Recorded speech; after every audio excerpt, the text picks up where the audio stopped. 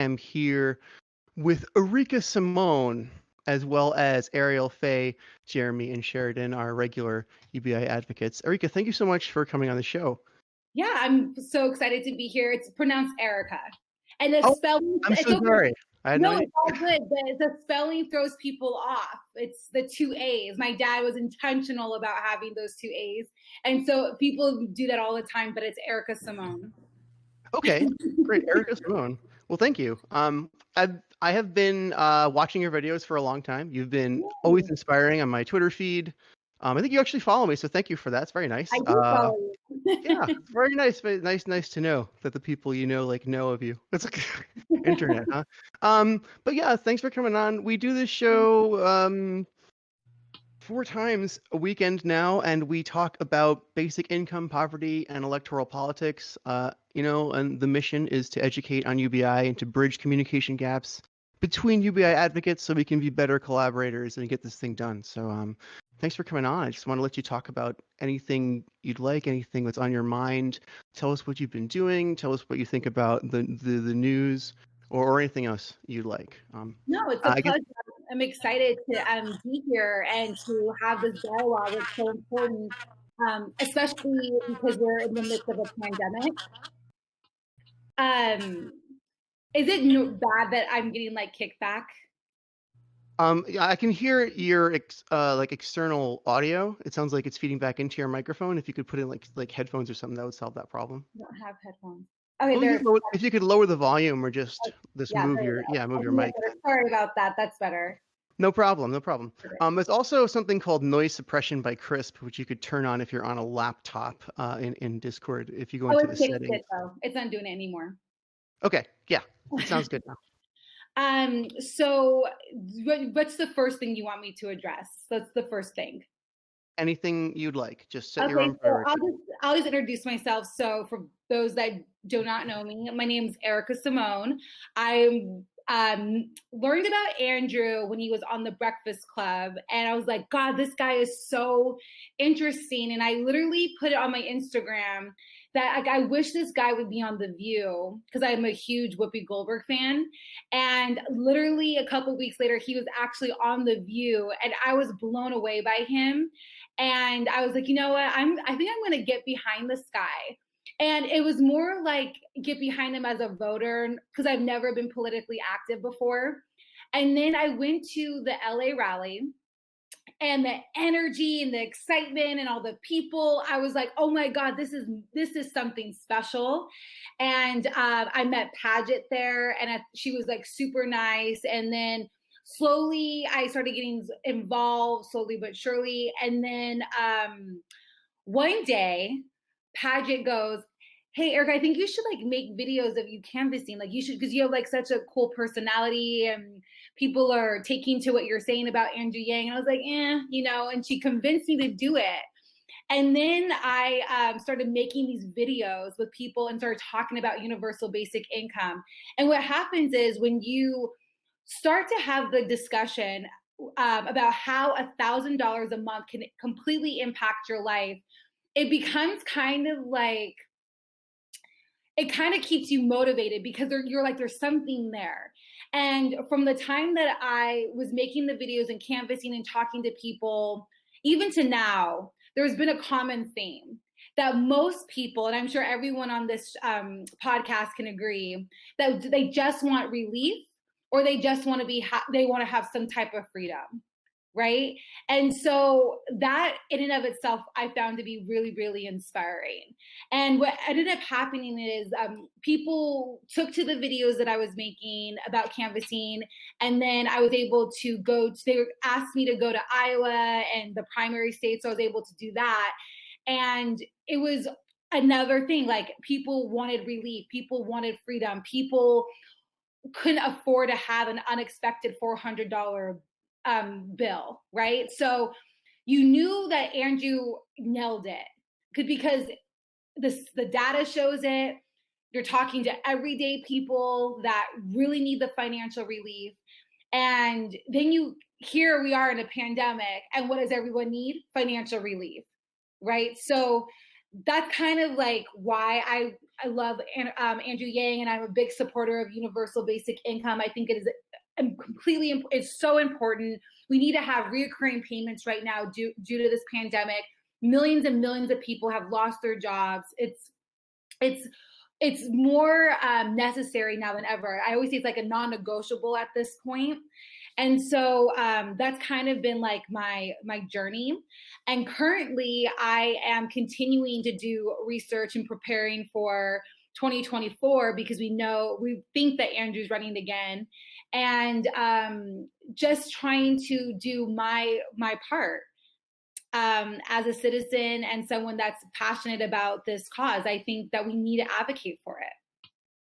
Thank you so much. I think we're all in the same boat. We are all just regular citizens who feel like we must do something and we're not sure what, but we're all trying to contribute in accordance with our ability. And you just happen to have this ability that like came out when you made these videos to really connect with people and to make these videos that conveyed the message of the necessity of universal basic income in a way that cut through political biases. You just had this natural charisma, this very human way of connecting with people, and it really worked. Thank you. Yeah, that's kind of. I think the key was listening. Like I was really listening to people. I'm not judging anyone when they're talking to me.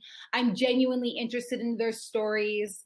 I'm genuinely interested in like how $1,000 a month could impact them, or any of Andrew's policies, to be honest. Like some people that were even well off, they were like, I don't need the $1,000 a month, but I do like his education policy, or I really love ranked choice voting, or I love democracy dollars, right? So you kind of just, for me, what I do, or what I was doing when I was canvassing for Andrew, is I was really listening to people. And as I was listening to them, I was thinking, what policy goes with their need? Or if I've asked like, what do you want in an elected official? And they're like, oh, I want someone that cares about education. Then I would pull Andrew Yang's policy. Well, this is what he stands for. And as a teacher, that was obviously something easy to do, but I think we don't listen to one another anymore. And I feel like we completely judge, and there's more common ground than we realize. I was having conversations with people that I would probably never have in my day-to-day life, but I'm so grateful that I did, because it brought perspective. It brought humility. It brought understanding. It allowed me to put myself in someone else's shoes. Like I was in New Hampshire, in Trump country, right? And I have to say, I had some of the most amazing conversations with people that liked Andrew for the same reasons that I liked him. And it was just like I was able to meet so many people. And I think when we start conversing with one another, listening to one another, we start to see that we have a lot of things in common. And my $500 expense, right, it might not be your $500 expense, but we both can benefit from universal basic income. Right. Yeah, so yeah, that was what I was absolutely. trying to capture in those conversations, and why I chose to post them regularly, so other people can see basically what I just said. You said most people receive one of two things. Was it freedom or security? Was it two? Yeah, freedom and relief. Yeah. Freedom and relief, right? So basically the same concepts. Yeah. Yeah. Either you are under the stress of debt and financial insecurity and you need relief from that, or you're just above it, but you don't have the freedom to self-actualize. It all depends on like how poor you are and how high up the Maslow's hierarchy of needs you can climb with with a little bit more money, but that's almost everyone in the country. So the secret is just getting us to talk to each other, getting us to figure out what biases are stopping us from coming together and making this one policy reality. Yeah. Yeah, we're on the same page there. That's very much the idea behind this podcast, is bridging gaps. But I also am learning that people don't know how creative they could be with universal basic income. And I say this, and I'll just give an example, right? So let's say we look at, right now we have kids that are doing remote learning, right? And not every kid was able to transition to distant learning because they don't have the resources that they need. They don't have internet, they don't have a computer. That's an example of how that $1,000 could have allowed a parent, oh, we're in a pandemic, you need a computer so you can do distant learning. I can with my husband or by myself, I can go out and maybe get you a computer that's affordable so you can make that transition. Yep. Another creative example is you have kids that are in low income areas, single home households that or single parent households where they can't necessarily afford summer camp or in summer enrichment opportunities. Well, now that creates that opportunity, right? So we can start closing the achievement gap with universal basic income. So when you start to talk about universal basic income, I try to now that I know more, I try to encourage people to use their imagination, and even if it doesn't impact you directly, imagine how it can impact someone else's life. And I think that's kind of how it's morphed. People that are getting their stimulus checks, I've been asking, like, how are you spending it? Like, what are you doing with it? And this myth that people are lazy, they're not going to work, it's a myth, right? Because people are using their stimulus check in some innovative ways. And it's kind of showing that Andrew, when he was saying that you would be able to kind of have like the human-centered capitalism, you can decide what's best for you. People are now able to show that it's not a pie in the sky idea. And so I think that now with universal basic income, when we think of it, it has to be from like an imaginative lens and what we can do when everyone has that burden taken off of them, the financial burden taken off of them.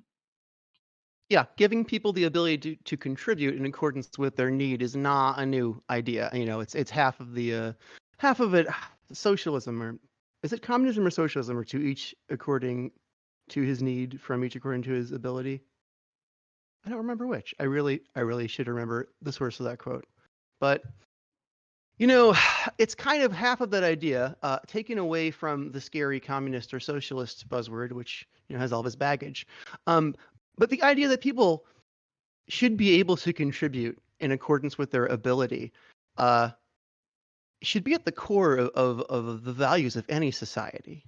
And identifying that it is lost has half the problem. We're just pushed through these systems that strip us of our agency, more or less, in many cases. A lot of us, in a lot of ways. So, anyway, that's kind of a weird tangent. I got off on a tangent. I really forgot what I was going with that. But does anyone have a question for Aarika? Our speakers, we're all UBI advocates in our own right with our own stories, and we'd all like to exchange information. As we go. Please, Shael? please, yes. Wasn't everyone say hello in their own voice right now? Yo, what up? This I'm is Jeremy. Faye. I'm Palestine Math at Palestine Math on Twitter. And I have a question for Aarika, which is, what are you doing right now? I'd like to hear about what you're working on now, because I remember seeing a lot of your activities on Twitter and other places or social media. And now I'm just interested in how are you moving forward right now?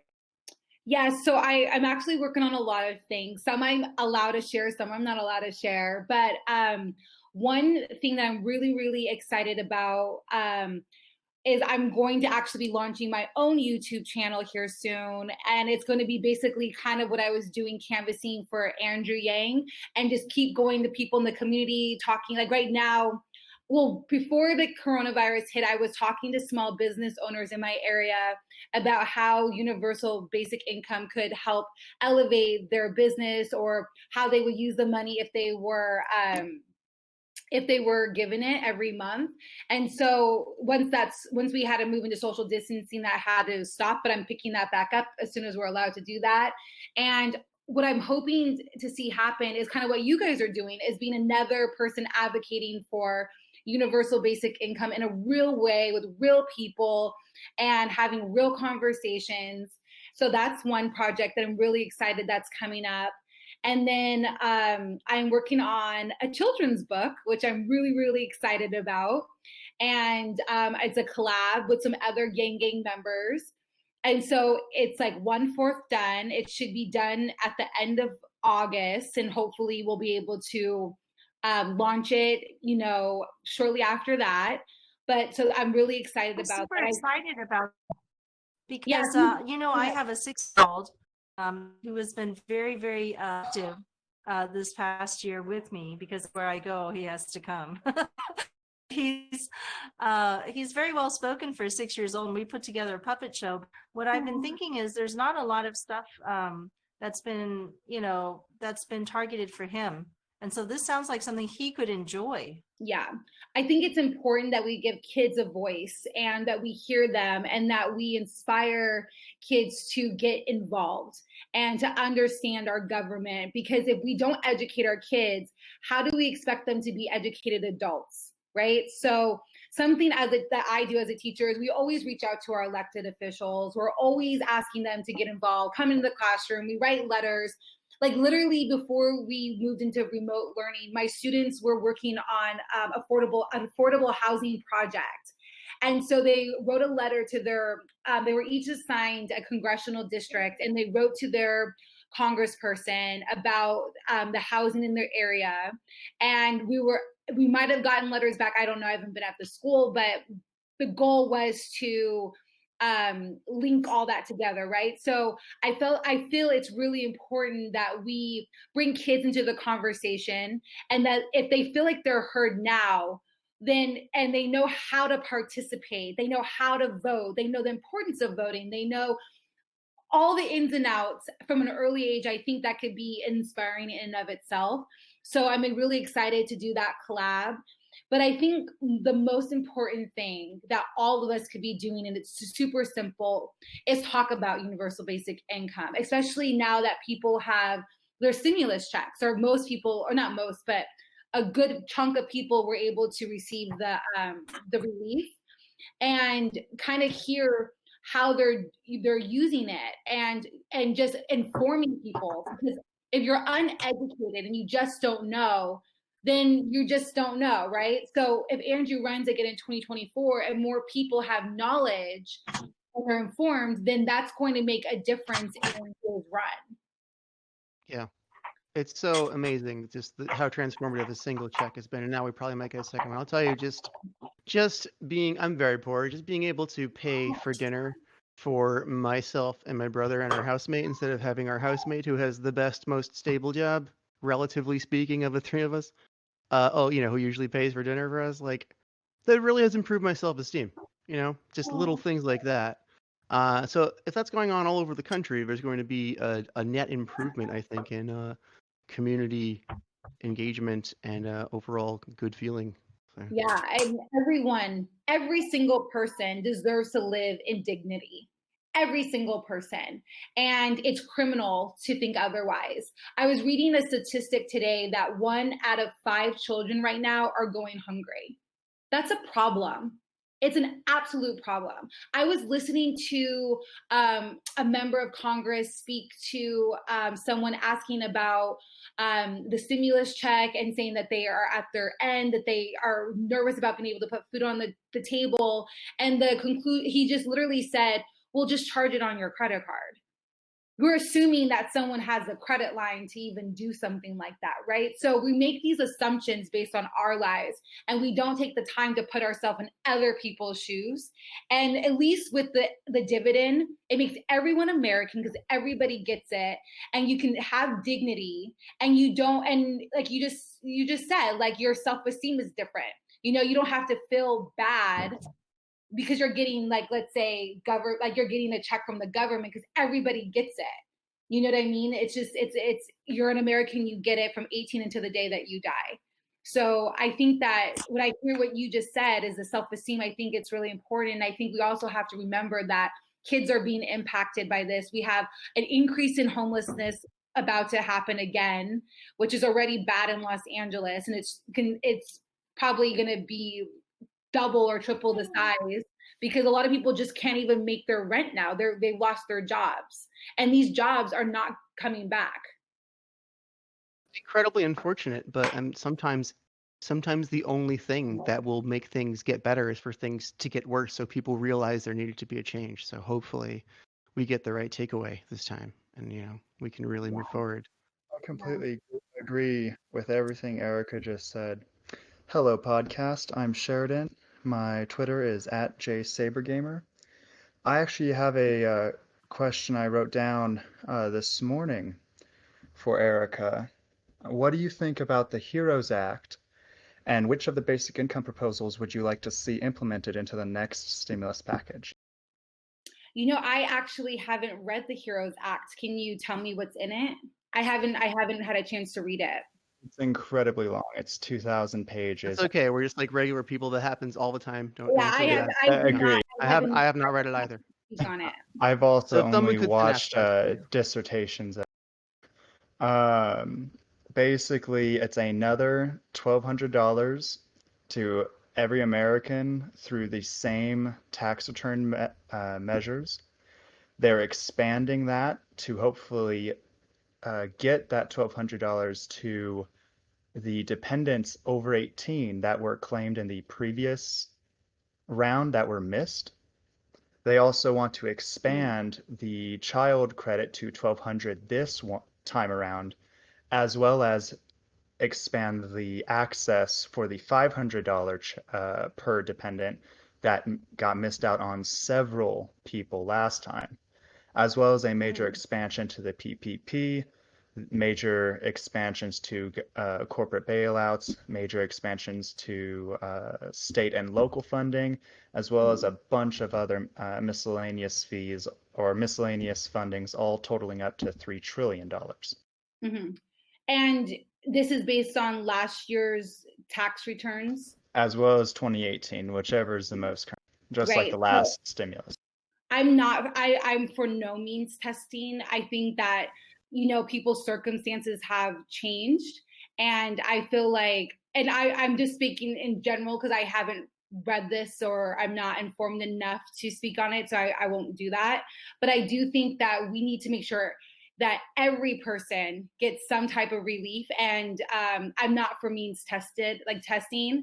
And I think that, to me, this doesn't seem that complicated. Like, I kind of like what Scott Stanton's proposed, which is the $2,000 a month for every adult and $500 per child. And just every American gets that, no matter what. And if you choose to donate your money or do something humanitarian, fine. But I think it just simplifies it and it's easier to administer. And it doesn't have to be so complicated. I think like when they put all these like restrictions and all that stuff, I think it leaves out people that are being impacted.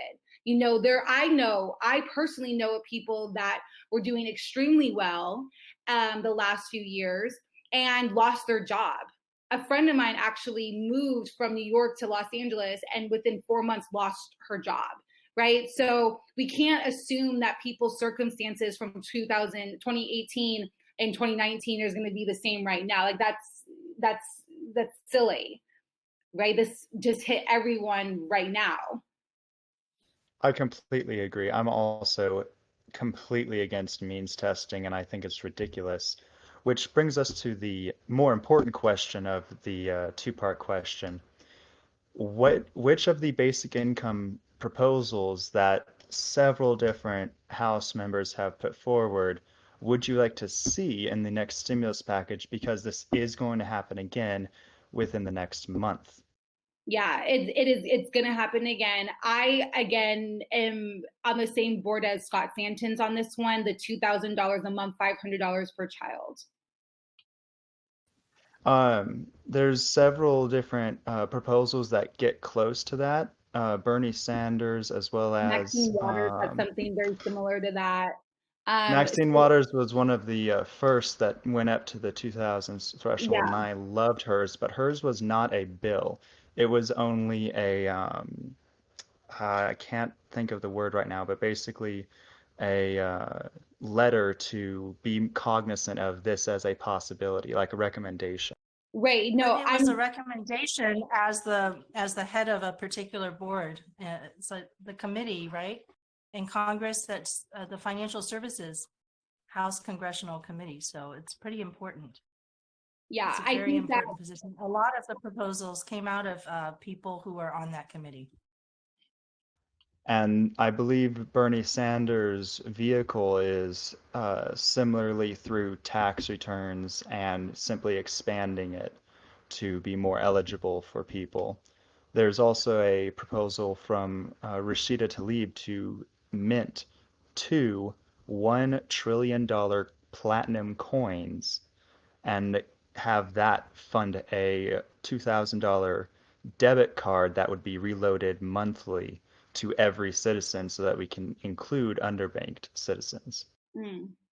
There's also Have you had a several. chance to read that one, Aarika? Because that one is actually the best of the best of the best. I You've got to completely read. agree. Why do you guys like Rashida's? Like, what is it about it that attracts you to it?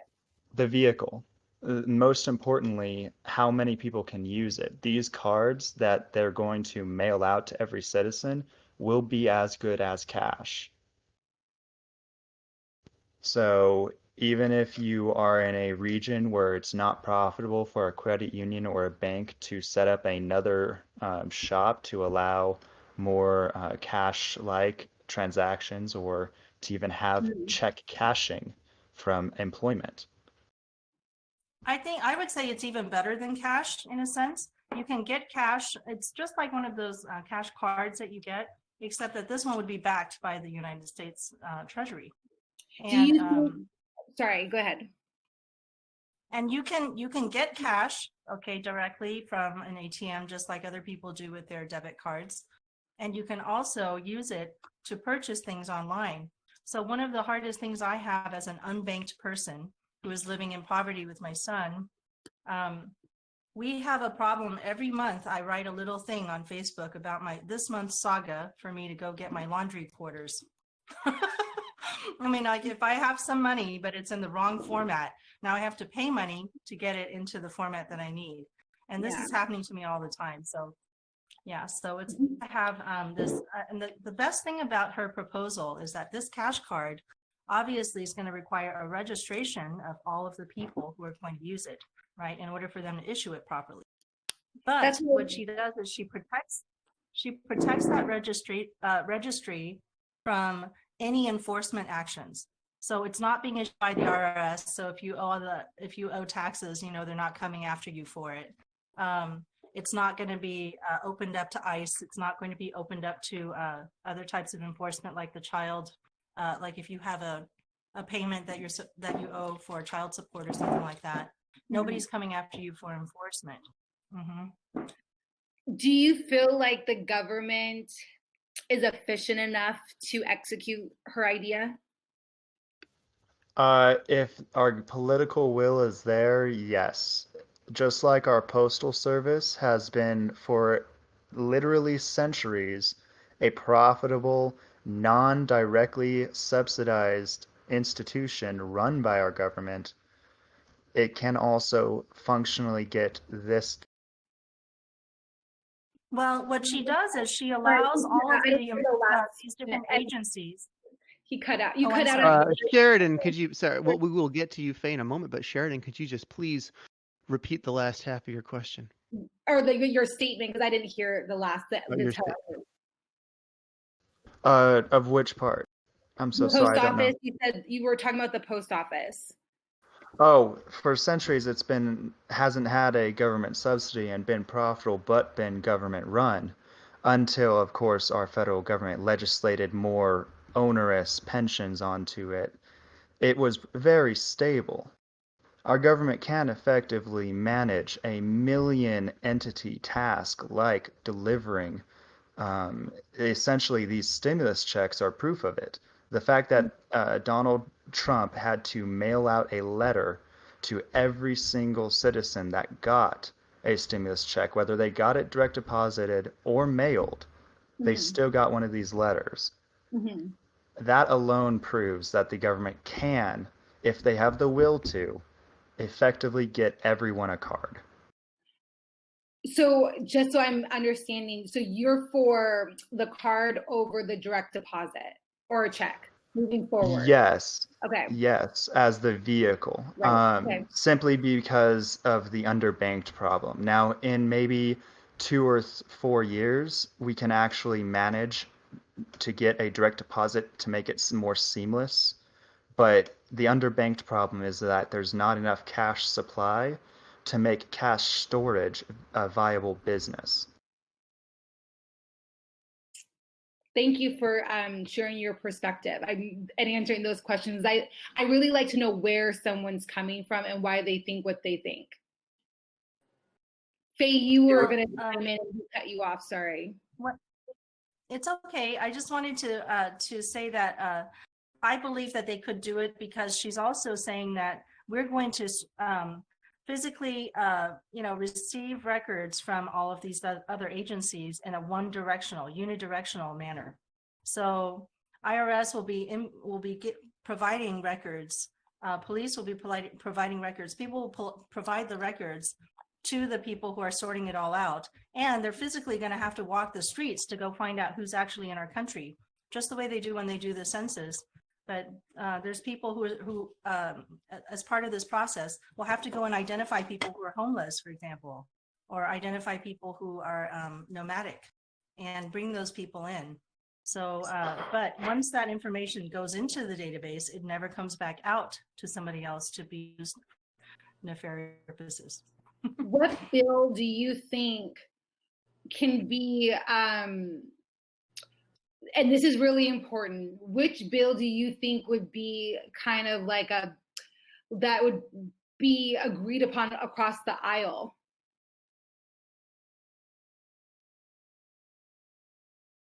Like, can you see Rashida's bill being agreed upon across the aisle to get passed? I can. I agree. I can see Rashida's getting agreed on as well. Okay. I'll let Faye go first. Oh yeah, go on.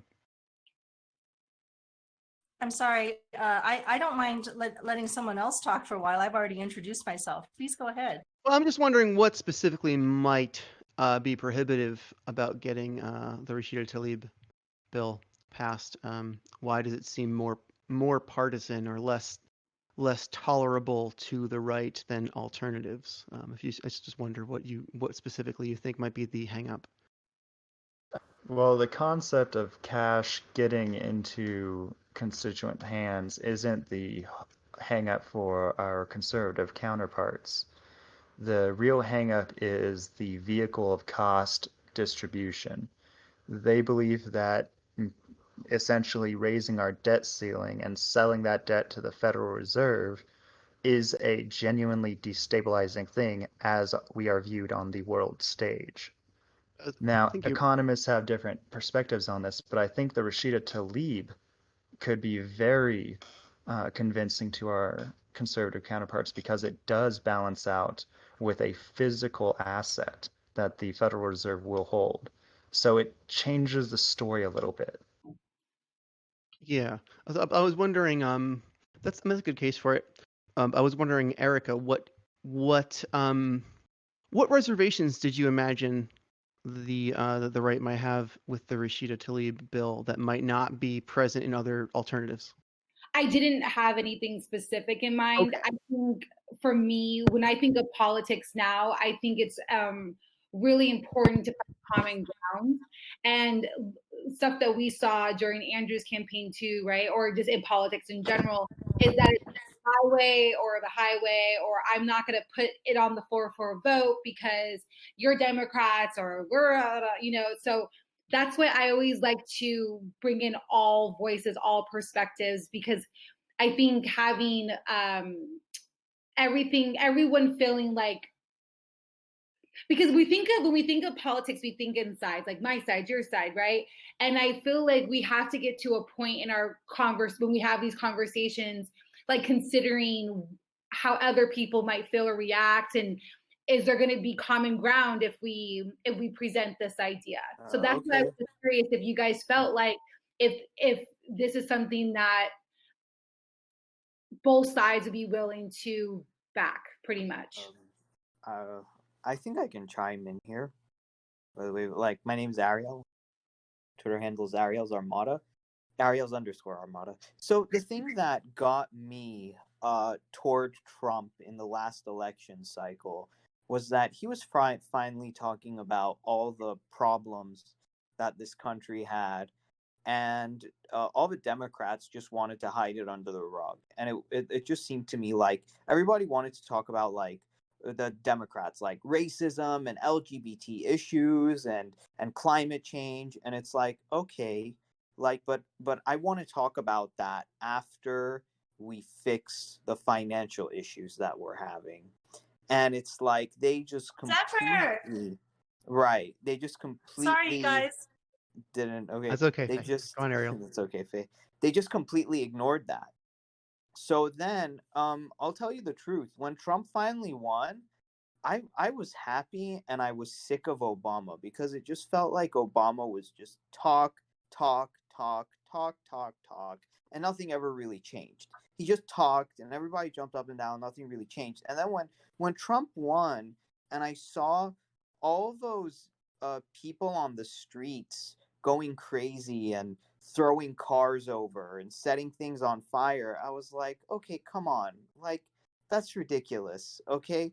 So, but then a few years into Trump's presidency, I thought to myself, okay, he's been president, and all that's been happening is all this fighting and division and anger, and it's just going on and on and on. So I didn't really like Obama that much, and now I'm starting to not really like Trump that much either.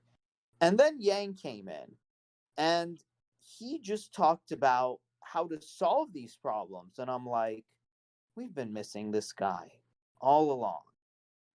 So as someone who had a little bit of like leaning conservative, I said, you know what, I can get on board with this. I'm so sick and tired of all the screaming and the yelling and the shouting. We're not solving any problems, we're not getting anything accomplished, we're just pointing fingers, and this guy just wants to solve the problems. And I got on board like 100%, and I can finally talk to people who are little leaning Democrat and stuff like that. I said, like, we can talk about racism and LGBT issues and climate change until we're blue in the face. But if somebody's struggling to pay for food or pay for rent, why do they care? It's just me. Ariel, can I chime in? Is that okay if I say something? Yes, of course, please. Okay, I really appreciate Ariel's transparency and what he just said. I feel like I do want to ask a question before I make my statement. Sure. Ariel, do you feel like the right, especially when they took the House, do you feel like they made it easy for Obama to get things done? Probably not. I can't hear him. I'm sorry. Can you hear me now? No. That's weird. Get closer Oh, to your no. mic. You're better now. You're better now. You had your thumb over the microphone is what happened. Go on. Oh, okay. What about Yeah. now? Yeah. Yeah, Okay. I can Yeah. tell with my expert audio Yeah. ear. Go Also, on. your video keeps circling like it's about to load and it doesn't. Oh, that's you. I see the circle on yours. Does everybody see my Really? face? Or you I see it on circle? Faye. But I go see on. it. It's Wow, okay. that's Technical crazy. difficulties are inevitable, but Okay. we do Yeah. our best. Yeah. So here is the thing. Well, I think it's interesting because Yang said, if I need to make a fist, I can make a fist. So if Mitch is going to block the UBI, I'm going to go to Kentucky and I'm going to like talk about how great a UBI idea is, and before you know it, PB's going to have his office flooded with calls and flooded with like protesters or something like that. And I don't really know what Obama was trying to do on the economic front, but maybe he was trying to do something, but it wasn't a UBI. So maybe they did make it hard for him, but maybe he just needed to make that. I don't know. Okay. Yeah. Go ahead. Sorry, I didn't mean to cut you off. I thought Trump was finally going to make that fist when it came to these economic issues, but he just said jobs, but that was so vague. And what does that mean? Like crap, like 3 jobs strung together so you can just afford the bare necessities. That's ridiculous. Right. So I feel like you kind of proved my point of that being able to work across the aisle is really, really important. And it should be just getting stuff done. But to get stuff done, there has to be common ground, right? Because people get really stuck in their political parties. And to go back to what I was saying at the very beginning of this podcast, is that when you take the time to listen to someone else and really hear what their point of view, or they're coming from their walk of life and gain perspective, and then you compare it and contrast it to yours, you can find, if you really want to, common ground. Right. And that's why I agree with you. I'm sorry. That's what I agree with you about Andrew Yang. It's like, this is a guy that came in, and that's just like, let's just find solutions. Yeah. And I wouldn't have met so many people that have similar views as I do from both parties, right? So right.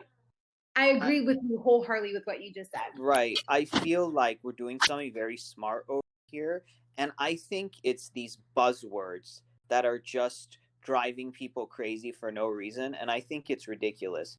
Because think about it. The minute you mention Trump to someone, they automatically shut off. They just go to like, he's racist. Hey, I'm not going to talk to you. I'm never going to talk to you. And then bam, like their critical thinking skills and their logic, like out the window, and they just get emotional and they just jump. Now, on the other hand, you have the Republicans that the minute you mention something like, hey, money to help the people, bam, their mind automatically goes to socialism. Oh, socialism, it's like, like Soviet Union, and just, I don't know. It's both sides. We got to get rid of this. It's not helping. And that's why it's important for everyday people run for office, and that we vote for down ballot candidates and make it about people and not about party. I think that's what we need to do in terms of a solution, because people are really struggling right now. There's kids, their education is completely being compromised, and we have real problems that need to be addressed, and we're not going to solve anything, to go back to what Ariel was saying, if we don't just focus on solutions, like legitimate solutions that are going to help move us forward. And also, Ariel, I can see what you're saying when you said, like, if people are struggling in their day-to-day life, right? It's kind of hard to care about anything outside of your realm. And on another podcast that I was doing, we had a little bit of debate about this, because I was kind of from the angle of like, well, if you really want something, you will do it. You'll make time for it. But when I processed after that conversation, I was like, yeah, if you're really struggling, it's going to be a lot harder for you to get motivated to be active and this and that. Oh my God. I want to hit on that. Okay. So people who have that kind of mindset, I tell them, okay, so let me just say, like, I stripped you of all of your money, most of your clothes, and your home and all of your assets, and I put you in some middle of nowhere town in the middle of the United States, and you start from zero. Good, be a millionaire in the next 3 months. You want to take up that challenge? And if you don't want to take up that challenge, then like you don't know what you're talking about. Well, I wanted to come back to what Shael was saying. He was wondering, what would people not like about the Rashida Tlaib if they were on the conservative or Republican side? And I believe that what I was talking about with the registration, just the word registration alone will just probably cause some of them to start wondering if this is a good idea, because there's a lot of people who are really mistrustful of the government. And what they want to do is they want to take down all of these institutions. Even the post office right now, just saw an article saying that it's successful, that it's going to take down and privatize this whole postal service. And I don't even think he has support in regular people on either side. I think that should have been a very unifying thing for all of us to want to keep our postal service, but the politicians don't make a unifying issue. They seem very divisive issue somehow when it gets to Congress. So think about that.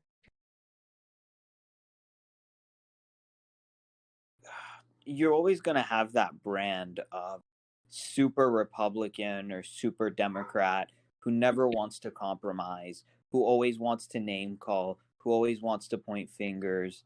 And I'm sorry, at a certain point, that should just not be our audience anymore. We should just. I'm sure that there are more people like me, Erica, and you guys in this country than there are of the super super stubborn people that never want to change. And if we bring enough of them on board, the other people will just be noise. And we can think about that later. I mean, I don't know what you guys think.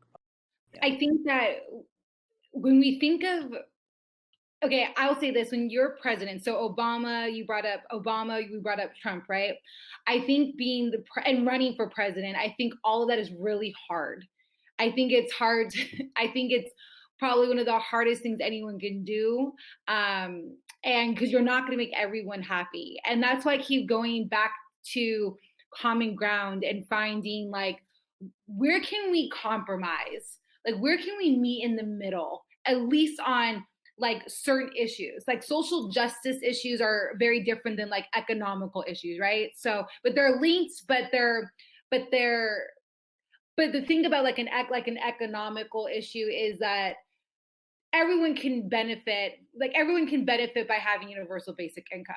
Doesn't matter your race or anything. We all have bills, we all have things that we want to do, or businesses we want to start, whatever the case is. Everyone can benefit from $1,000 a month. And if you're already well off and you don't need it, you can donate it if you want to. You can give it to a cause, right? I think where it gets complicated with parties is the social justice stuff. Like, as a woman of color, there's different, like, I am going to advocate for different things, right? Because that's me, that's who I am. It's a part of my identity. And like the Aubrey, like, he should never have been murdered. That was unacceptable. That was horrific what happened to that man. And it upset me that Trump didn't really speak on that.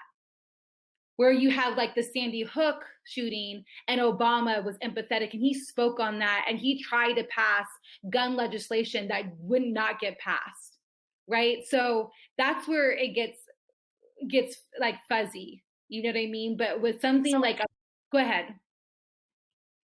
Well, I was just wanted to say that under Trump, it would seem like it never even happened. He just doesn't mention it at all, right?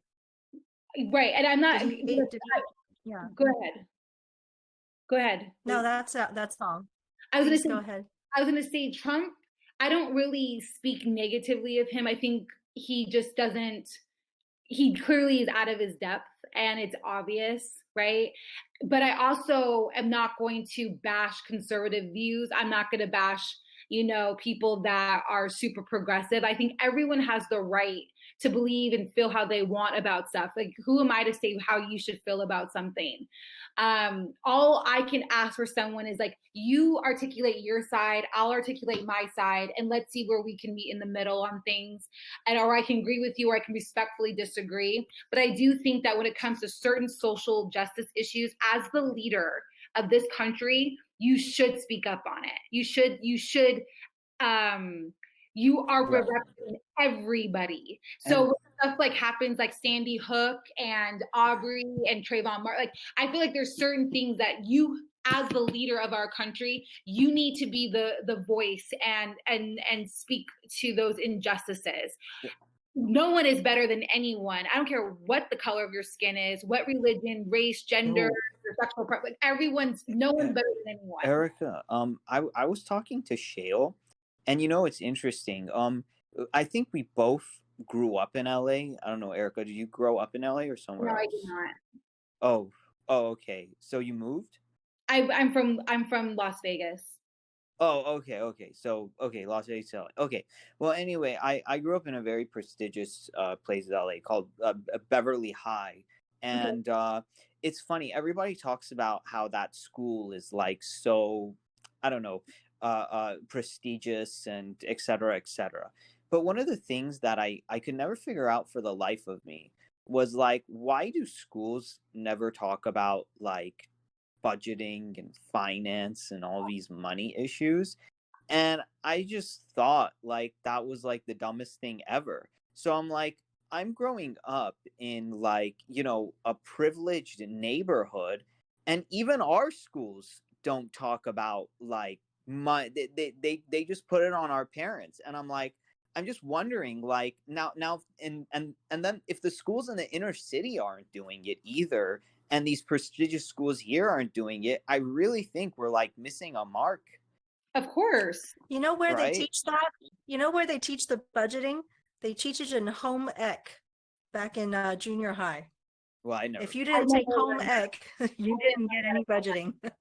I I took home ec just for the cooking. I don't remember any of the banking. I don't know. And I still can't cook. But I will say this, that's one of the biggest things that I loved about Andrew Yang is that he was a big advocate of teaching financial literacy in schools. As a teacher, I actually teach finance. It's my very first unit every year. And what I do is we talk about, stock market, budgeting. We talk about percentages, interest rates, how to open a bank account, savings versus checking, debit versus credit, living a debt-free life, paying, living below your means, all that kind of stuff, right? And it's the one thing, not the one thing, but it's one of the biggest things that parents love that I do in my classroom. They're like, this is amazing. The kids get it. They embrace it. It's super important.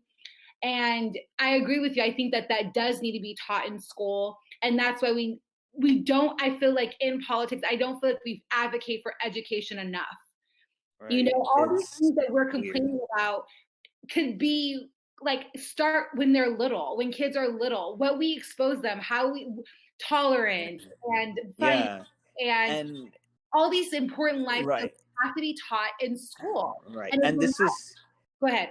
What's so important about a UBI, it's like, okay, let's say they do get the financial education, but then they have like no money to actually spend. So that's like spending years and years on driving lessons and never having a car.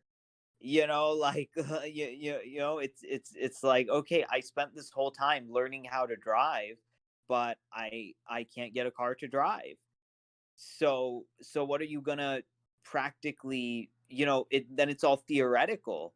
But then having that monthly, 1,000 is actually something you can use, and it's so important to get the theory and then eventually turn it into practice. And that's my biggest frustration with the schooling we get, is that it's so theory based, but then when it comes to practice, it's like, you're on your own. We're just gonna fill your head up with like theory, but then like that I think that's why I love field trips so much, because we actually go somewhere, we see things, we understand. But then when you're just in a classroom all the time just looking at the book, like people want to do something. I love you, Ariel.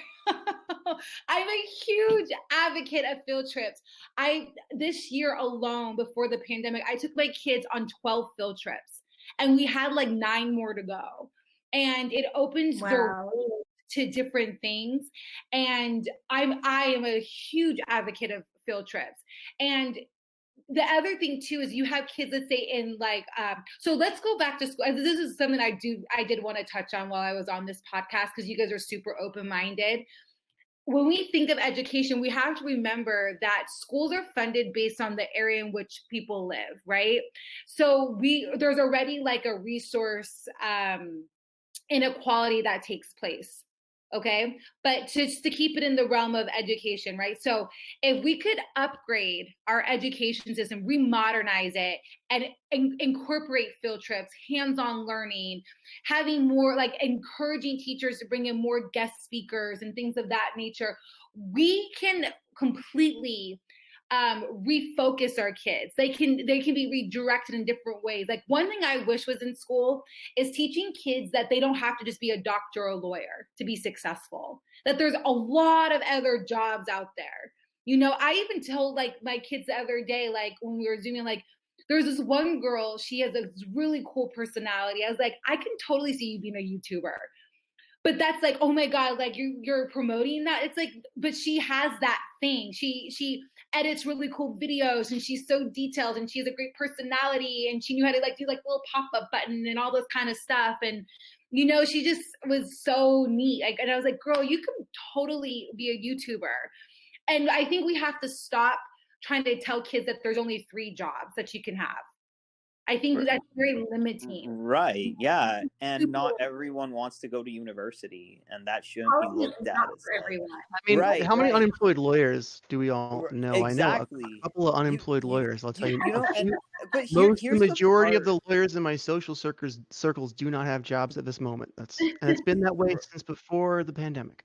Right. And here's the part that bothers me is that when we bring up these topics and then politicians just pay like lip service to them, but they never have a plan. They just say, "Yeah, let's do it." And then it's like, "Okay, so what are we doing?" They're like, "Yeah." Like, "No." Like, don't cheer it on. To them. It's not You know? personal to them. They haven't Right. sat in a classroom with kids that are in a 5th grade classroom Right. that are reading at a 3rd grade level. They haven't had parent conferences with a single mother that would love to be able to afford a tutor. Right. They don't have the money to be able to do that. So Or the single this dad that would love Wait to a send minute. it to like a summer camp or something like that. That's why I was saying that everyday people need to run for office. The House of Representatives should be people, your nurses, your teachers, your engineers, your grocery store clerks, like your ordinary everyday. Well, I don't think we're ordinary. I think we're extraordinary, but everyday people that are relatable, that understand the struggle. There needs to be term limits. Like you can't be in Congress for 30 years and feel connected to what the struggle is. Like you can't. Like there's no way you can understand the significance of universal basic income if you are not struggling, or if you're not talking, like really talking to people that are going through financial hardship. Or for sure. Aarika, have you considered running yourself? Yes, I have actually. I That's really great have. To hear. I think you should. You really should. I mean, like you spoke of your egalitarian values, which when you said everyone is equal in so many words, a deep-seated egalitarianism is exactly what we need to re-inject, or perhaps inject. I don't know. Maybe it was never there, but we definitely need to inject an egalitarianism into America that values everyone's ability, to contribute in accordance with their ability, and recognizes the inherent value of people and disconnects that value from the market. So I'm so glad. Tell me what you are running for and what we can do to help you. Oh, I haven't. I'm not. I said you asked me if I thought about it. I said I thought about it. Good. Keep thinking about it. Let me pitch you a crazy idea. And I don't know. Maybe this is the path for you. Maybe not. But something I've been floating is so we have the UBI caucus, who are people running for Congress on a basic income platform. Some of them have come on the show, and they should all come on your show. I hope they will eventually. I mean, we probably can get them all on the show eventually. We'll get to it. We've only been doing this for like three months. So, where was I? I have such bad ADHD. Right. So Dan Larson, right? Dan Larson is the only Republican in the UBI caucus. And he talks about the need for a nonpartisan coalition. If we're going to get this issue passed, we need to approach it as the rich versus the poor on both sides of the aisle, so that they cannot resist us. And so my thinking is like, wow, what we need are like 6 or 7 or 8 or 9 or 10 more Dan Larsons. We need a bunch of people to run on the Republican ticket on a UBI platform, and that would just be like a tactical, strategic move. Ideally we could match people who have the ideology as well, but the ideology doesn't really seem to be reflected at the top of either party, or even the mainstream of either party. So who cares? Why respect what isn't respectable? I think we need people to run the Republican. What do you think about that? Would you ever consider it? And again, it may or may not be right for you personally. I think it would depend on whoever. I'm not making this about me, but yeah. Districts, like, can you win? Yeah, what do you think in general about the idea then? District is predominantly. I need to jump in. Not wise to run as a Republican. Do you know what I mean? So I think it would just be like depends on your district type of decision. Yeah. Faye, what are you saying? So I want to jump in because you mentioned running for offices, and I just finished running for. I'm still running for national delegate to go to the national convention on the Democrat side. Now, I think that if we have Republicans in our group that are planning on going back to the Republican Party at some point, they can still take the ideas that we had with them. and they will be learning a lot about how their party operates if they don't already know. And that's what I wanted to do, is I want to go to the convention, bring back this knowledge to all the people who are Yang Gang, and also anybody. I mean, anybody who's a young person or somebody who's learning about politics can come to me, and I will tell them this is how it works. So there's a lot of positions that people don't know about, right? We know about the president, everybody knows that. Then we know governors, we know, certain positions that are elected, but we don't know about people running for committees to actually do the work, right? We don't know people who are chair people of the party. We don't know like the little tiny positions that are not really celebrated. But that's where all the work happens. So in order to change the platform of the party, for example, Hexel Cotto down in Texas, where near me, in Dallas, he contacted every Yang Gang that he knew of in Texas, and he asked them all to submit. We submitted 4 different resolutions together, and I think I might have submitted one different one. So, but you have to submit these resolutions, and so like people don't really know how the parties operate and how and the party is kind of a private entity, but it's crucial to our democracy, right? Because they decide who are the choices we're going to get to vote for. They decide, how all of this talking up to the is going to happen. And I just want to encourage more people to go and attend their party, politics, especially for Democrats. That's where I am, but, for Republicans too. And that's how you find out how to actually get that work done, how to change the party platform. Okay, so we're working on that right now. And I'm wondering if Aarika, have you actually attended some of these different party events? Do you have a Democratic club near you join, or a Republican club? So I have participated in different things in my neighborhood, and but I'm kind of right now. Obviously, we're not doing that, but I have, to answer your question. Yes, I have. And do you find that the people there are a little older than you? Are they older than me? Is that what you asked? Are most of the people in your Democratic clubs, or do you go to the Democratic club or the Republican clubs? So I've attended Democratic type of, committee, like get-togethers and stuff like that, and everyone ranges in age. Okay. Yeah. So in my rural area, everyone at my Democratic club is older than me. And when I come to Yang Gang, I'm almost always one of the olders. So it's like, there's such a big age division. And there's a lot of teachers who are actually in the Democratic, like the party workers, the people who actually run the elections and things like that. There's a lot of teachers in there because they're that kind of people, I'm a private tutor too also. So, but I think that because there's such a difference in age groups, that they don't really see, they see education as being the kind that they've grown up with and taught when they were teaching. Whereas we have that is so wrong. We have a different. Yeah. Just with all the go ahead. Yeah, with all the technological changes that we see all around us, and with like all these digital platforms and stuff like that, and we still have an education that's stuck in the 60s, it's terrible. Well, the skills are changing because our society's changing, right? Like when I was growing up, even like for me, we played, we had a computer lab, and I remember having a floppy disk that like we would stick in, and we would play Oregon Trail. Yeah, Oregon Trail. You know what I mean? Like, like we think that nothing has changed since then.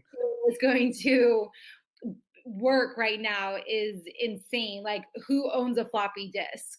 Right. Nobody. Right. Yeah. So we have to make sure that we're keeping up with the times and staying innovative. Right. I actually, I know this might sound, I don't think it sounds crazy for me, but and I think you guys will appreciate this, but a few months ago, before I got heavily involved in the campaign, I was in the process of writing a curriculum around GoPros and physics. And basically what I wanted to do was get a classroom set of GoPros and find creative ways to film it, film like physics projects that I do through GoPros, and kind of integrate and get a drone and get drones, like a classroom set of drones. And then we take physics to a whole nother level and film it and capture it in creative ways. And I pitched this to people and they're like, you're crazy. You're absolutely crazy. And I was like, no, I'm not crazy. And then you go on YouTube now, right? Most creators use drones for footage and not crazy at all. And for environment, to like show global warming and to show, you know, what's like they use drones. Like this stuff is like technology that they're already using. And I'm like, how is this so crazy? But I was thinking like, how, this could be a fun way to engage kids. Oh, yeah.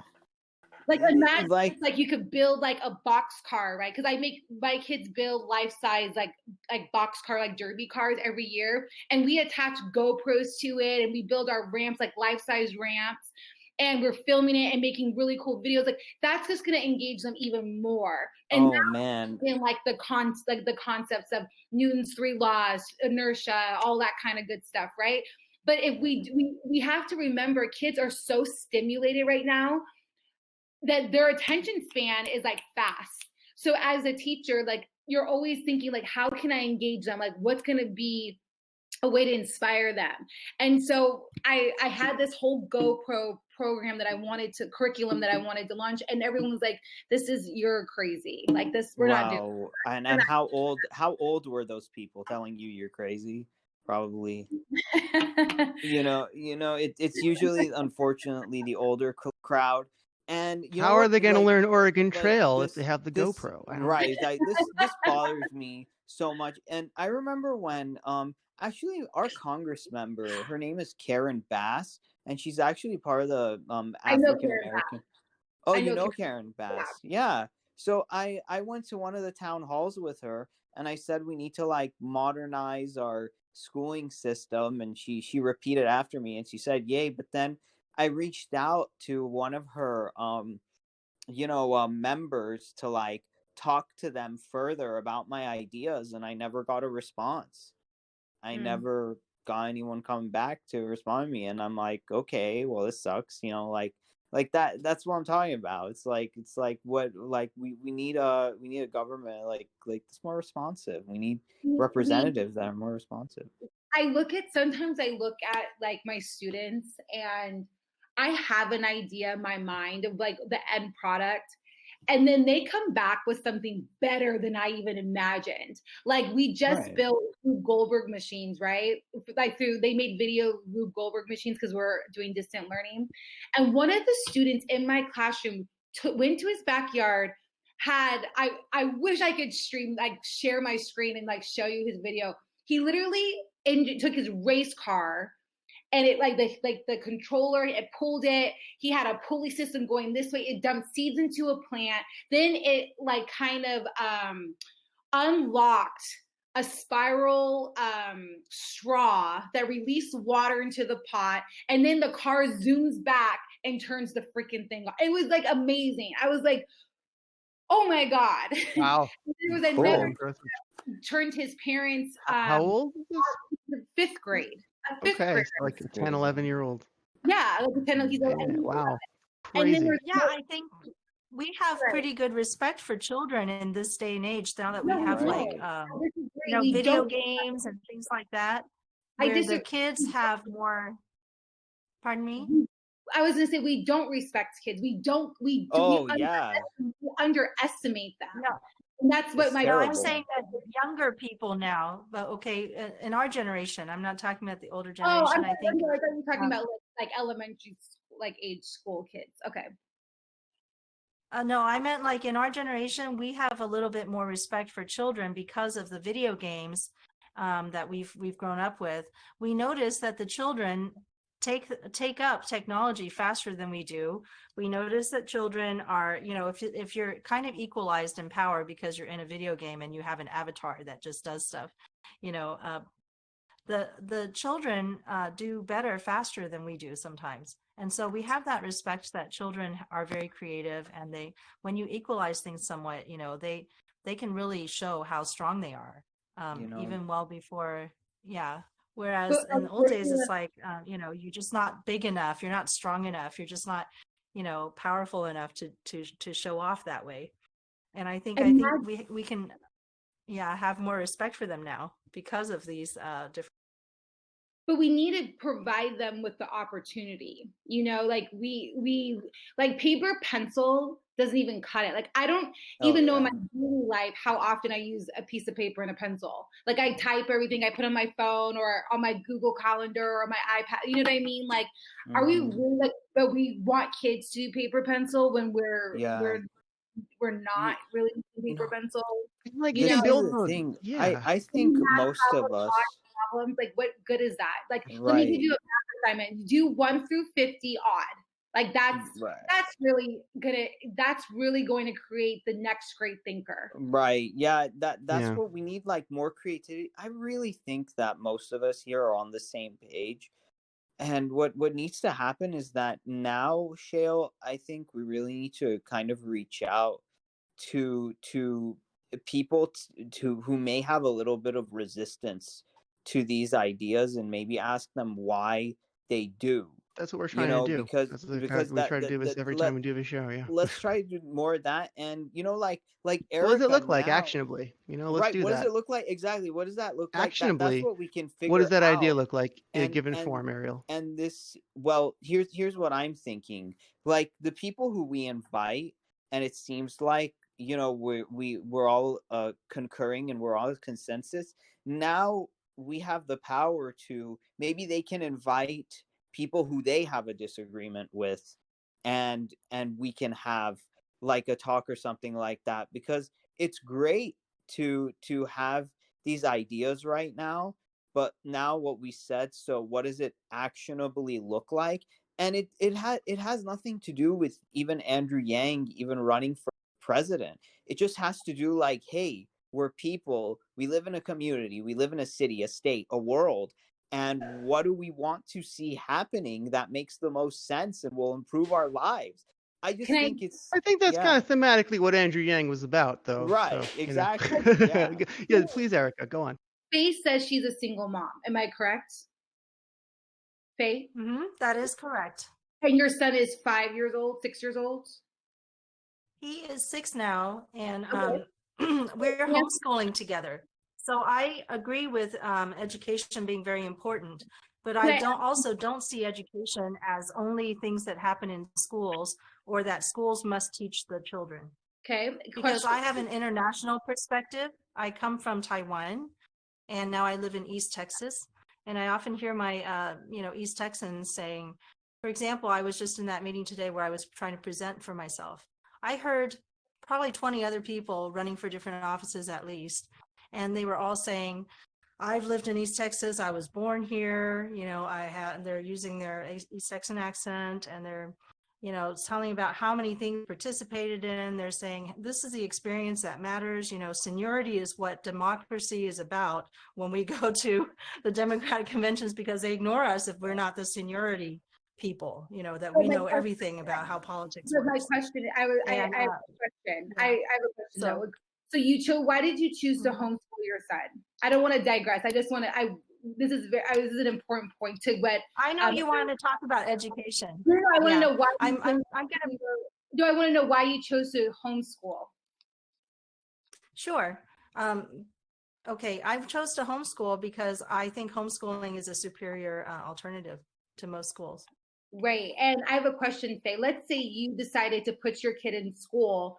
Do you think your son would come home every day like inspired, like, Mom, guess what I did today? Oh my God, like this, you won't believe it. Do you think that would happen in your current school district?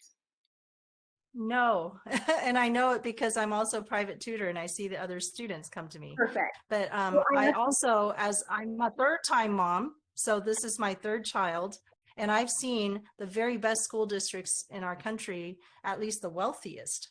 And I've been to all different kinds of schools. I've been to co-ops, I've been to public schools, I've been to homeschooling schools that are built within the public school district. So I've had a lot of experience with teaching and with my own kids. Yeah.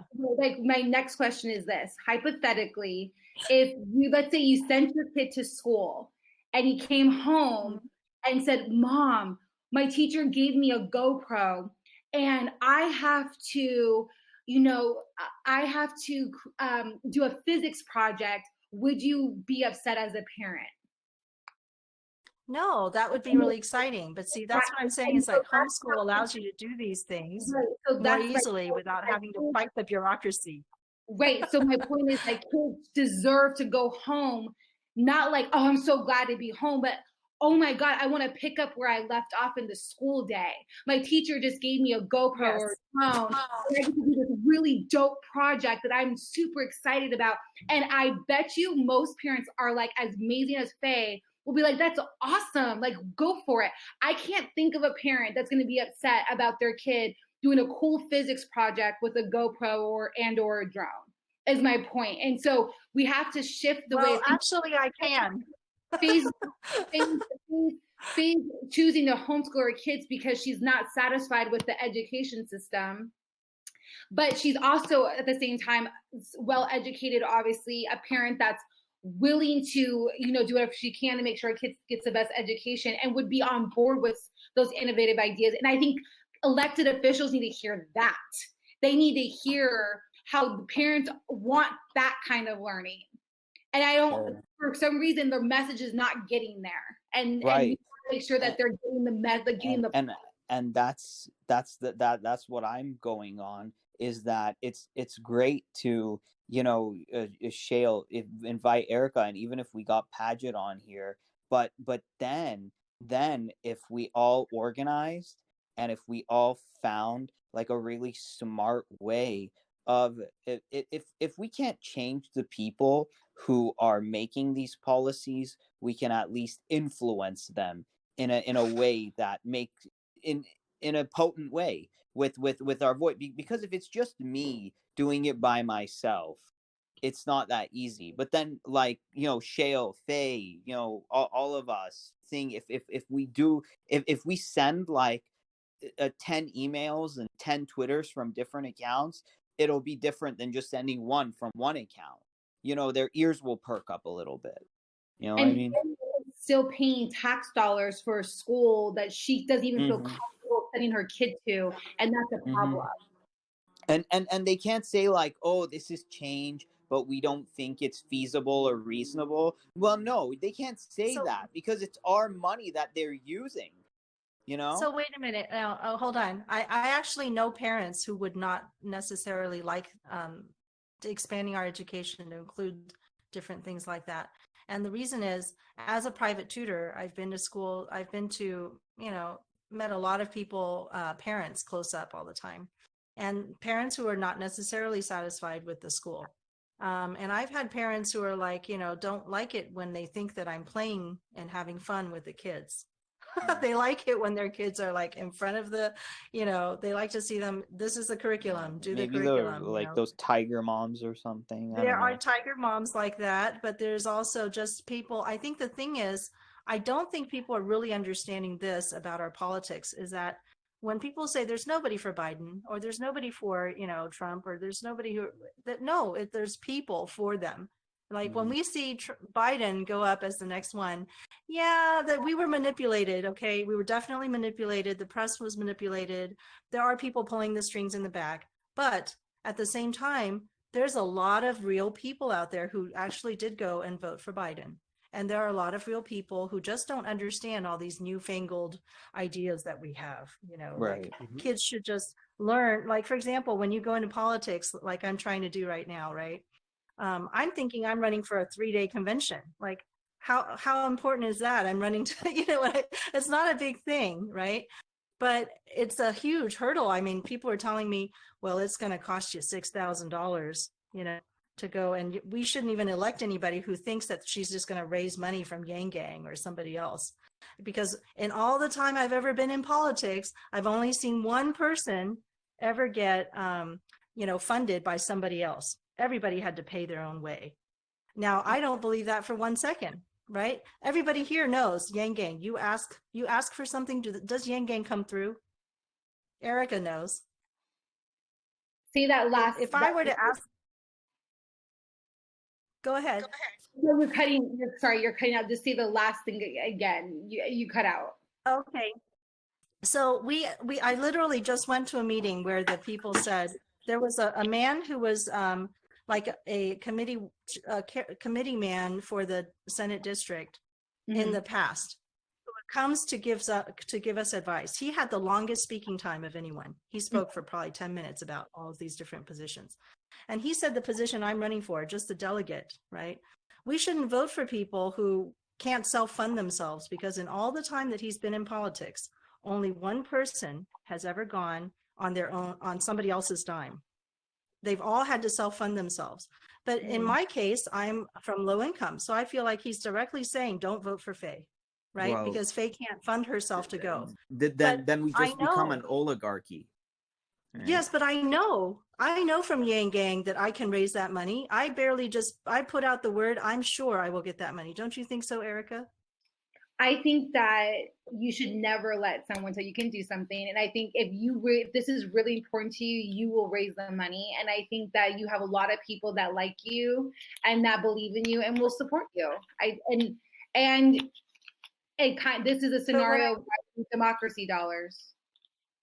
This has already happened for you too, hasn't it? I mean, have you ever needed anything from Yang Gang and they came through for you? Very supportive. I feel like we support each other, whether it's monetarily, whether it's just like people having platforms and letting people come on and whatnot. I feel like the Yang Gang really does support people, and I think that they're generous and passionate and care. Like I really believe that, and I think you won't have a problem raising the money that you need to win this.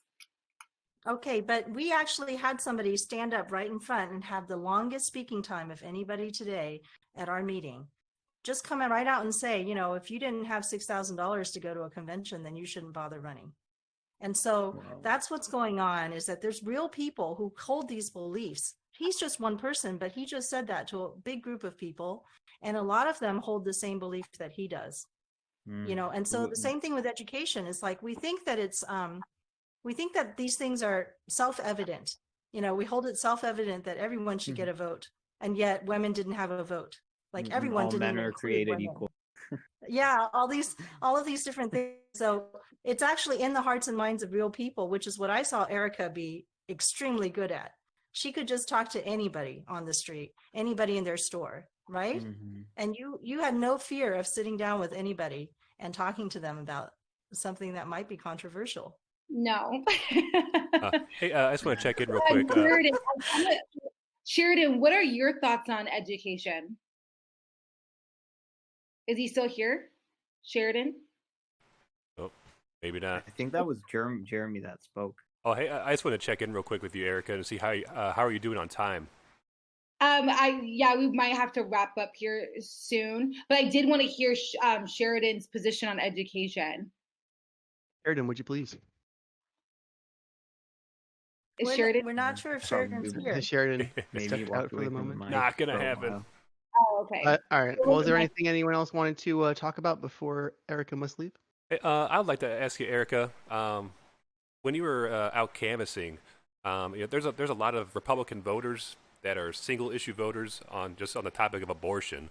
When you came across those types of folks, what was your strategy for that? When someone specifically to abortion, or just like a single issue? So Republican voters that are Republican only because of the pro-life arm of it. Oh yeah. So I know people that care very deeply about their pro-life, and so that's the reason why that they voted for Trump. I think we also have. I think this is an example of when we think of like when we lump people that are conservatives, like they're just Trump supporters, I think we have to consider that there are people out there that have conservative values or they're faith-based or whatnot. And so they voted for Trump for a specific reason, for a specific policy. And I always err on the respect side. So if someone says, I'm going to vote conservative because this is something that's really important to me, I respect that. I do not try to impose my beliefs on anyone else. I just do not function like that. And so I think it's important not to categorize anyone that's a Republican as bad or just they're just a Trump supporter, they're evil. I think that's a foolish mistake. We have to remember, like, I personally picked 3 issues that are really, really, really important to me. And whoever is going to best represent those 3 issues, or at least 2 out of the 3 issues, is who I'm rolling with. Yang was unique because he kind of ticked all the boxes for me. And I think many of us, but this one woman that I'm particularly talking about, she's a good friend of mine, and she said that she does not like Trump. She doesn't like what he stands for. She doesn't like his tweeting and all that stuff. But she really believes in she's very pro-life, and so that's why she voted for Trump. So I just respect someone that has different viewpoints or what they decide to do, and that's that particular situation. Yeah, I think the biggest Jeremy, does that answer your takeaway. Jeremy, does that answer your question? I guess when you find someone who is a single issue pro-life supporter, where do you find that common ground with them? And do you think it's is it possible to have a pro-life Republican? Is it able to? Are we able to convince them? Or is it possible to get them to vote for Andrew Yang? I guess UBI. I think so. I think so. So abortion is a very controversial topic, and I think it's okay. Yes, I had success canvassing. Yes, I was able to encourage and inspire a lot of people to vote for Andrew Yang or canvass for him or donate to him or whatever the case may be, right? So when you have someone that is pro-life, that's not an issue that I'm going to try to persuade them on. That's just me. I'm not gonna persuade them on that one. But if it's a topic of let's say, what's another controversial issue? Jimmy, I just want to say, a lot of women just get abortions because of financial reasons. So that's one thing to go. It's they can't afford having a kid. So you think $1,000 a month will help that? I'm not saying it'll turn them, but it's something they can ponder on.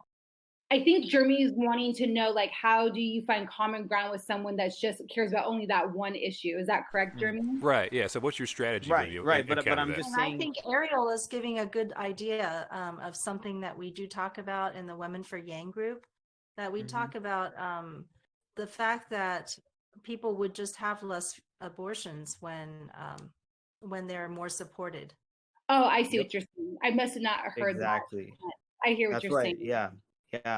Because if you have nothing coming in and you have and there's a kid on the way, if you can hardly afford to take care of yourself, how can you afford to take care of a kid?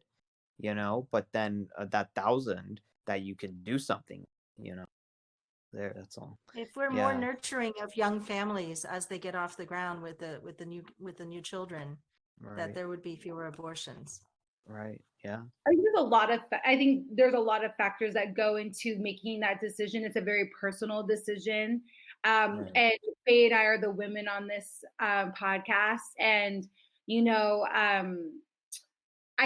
finances plays a huge role in child rearing. It's not a cheap thing, and you need to have money to be able to take care of a kid. Right. Yeah. You do. But when it comes to trying to convince someone on that particular issue, I personally don't go there with people. No, not convinced, but just say, hey, if you don't like it, we'll just have less. and that's it, and leave it at that. And if they, to each their own.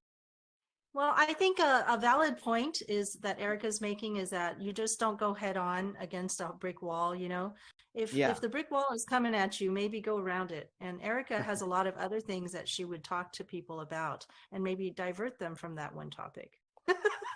The education is very important for children. The same people who care about children probably care about, education. Right. So there are people that are very faith based and they live their life through, but based on their faith and their religion, and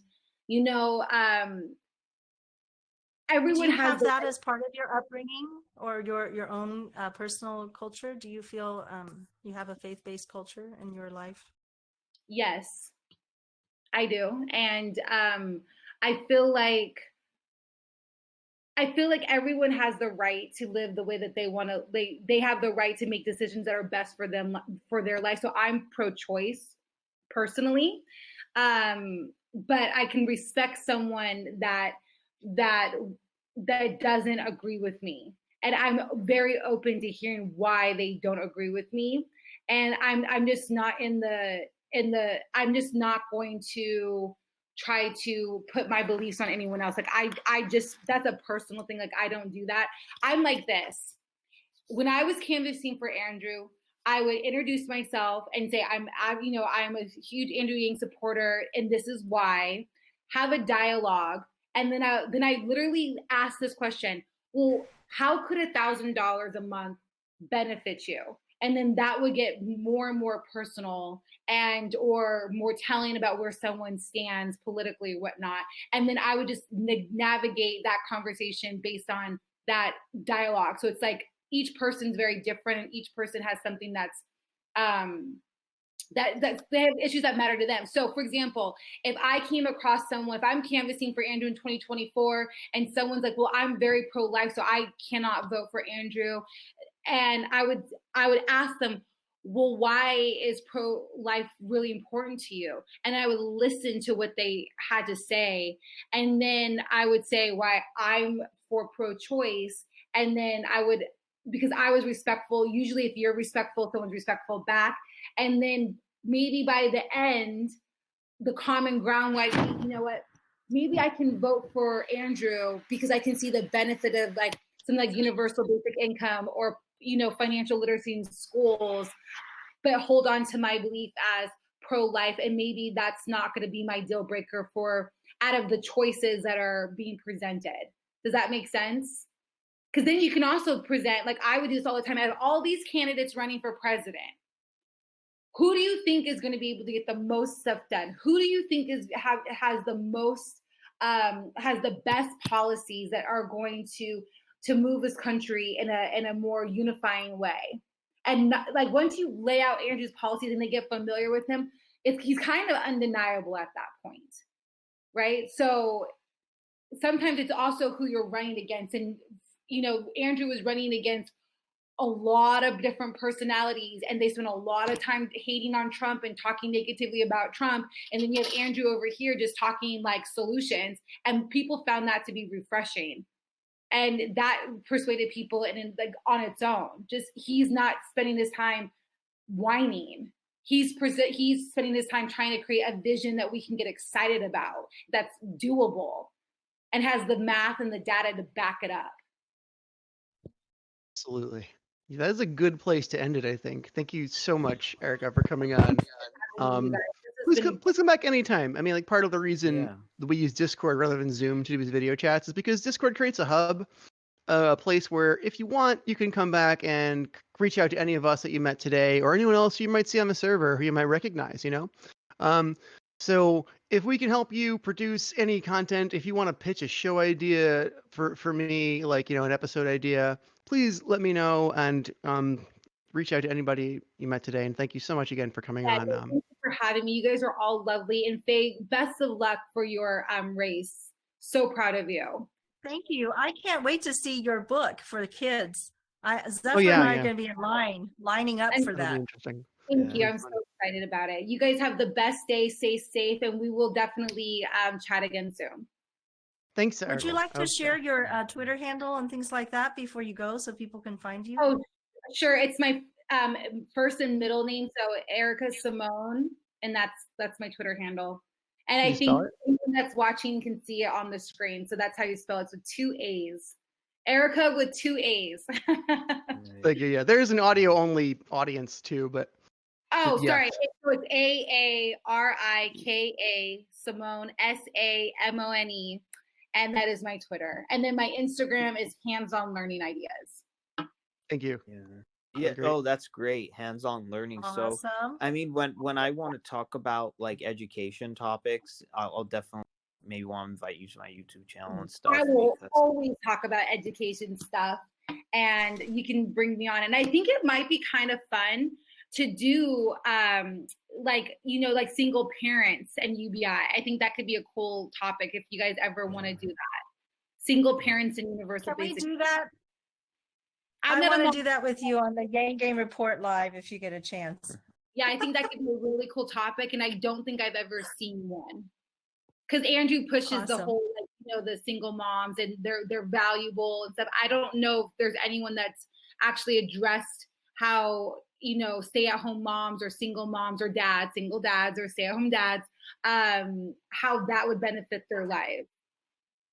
Oh, I know the perfect person to pair you with for that. All right, I want to pair you up.